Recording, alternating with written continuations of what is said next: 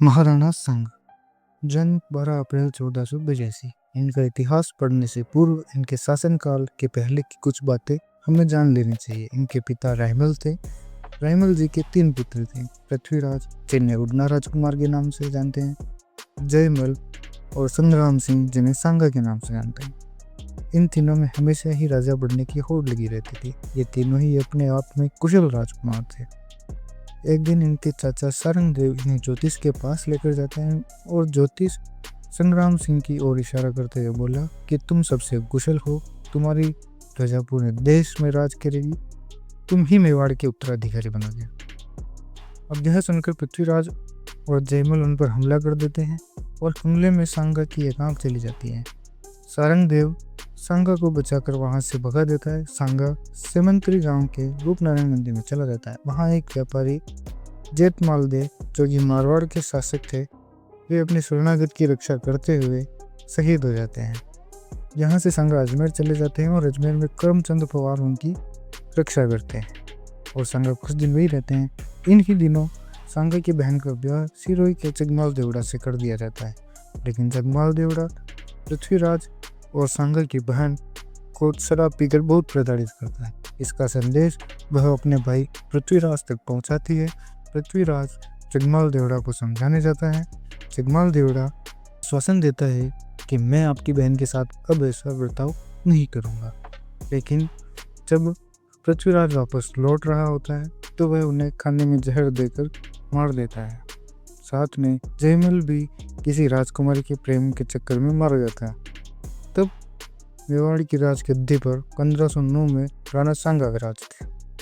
इसी समय उनके समकालीन दिल्ली के इब्राहिम लोदी, गुजरात के मुजफ्फर शाह और मालवा, जो वर्तमान में राजस्थान और मध्य प्रदेश की बॉर्डर है, वहाँ के शासक मोहम्मद खिलजी सेकंड थे। सांगा अपने जीवन काल में कोई युद्ध नहीं हारे।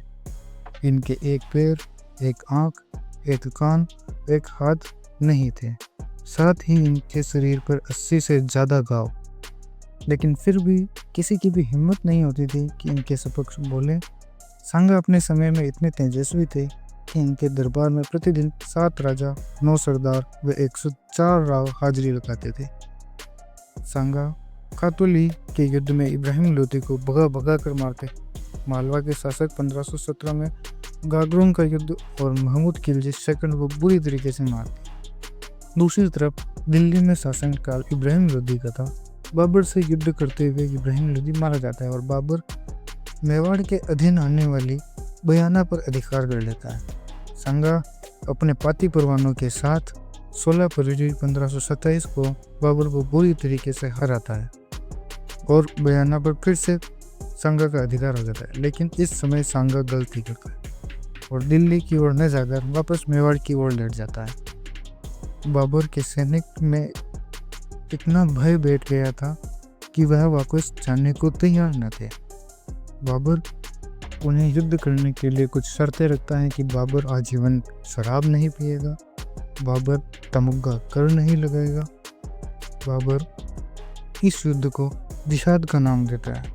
तब जाके उनके सैनिक जो है कुछ युद्ध के लिए तैयार होते हैं और ठीक 1 महीने बाद 17 मार्च 1527 में सांगा व बाबर खानवा का युद्ध लड़ते हैं।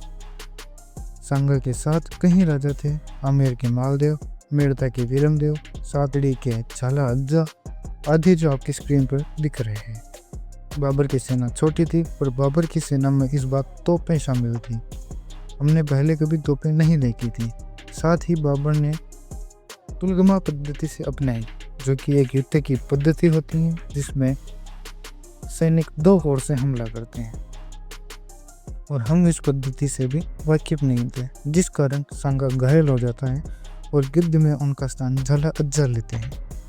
साथ ही सांगा को कालजी के पास सुरक्षित स्थान पर ले जाया जाता है, लेकिन सांगा अपने सरदारों से जिद करता है कि उन्हें उनकी इजाज़त के बिना युद्ध से नहीं लाना चाहिए था।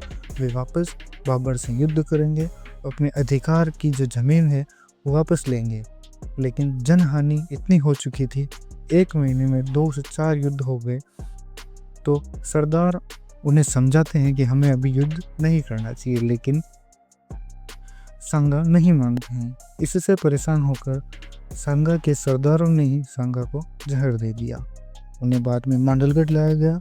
मांडलगढ़ वर्तमान में भीलवाड़ा में है और वहाँ उनकी समाधि है।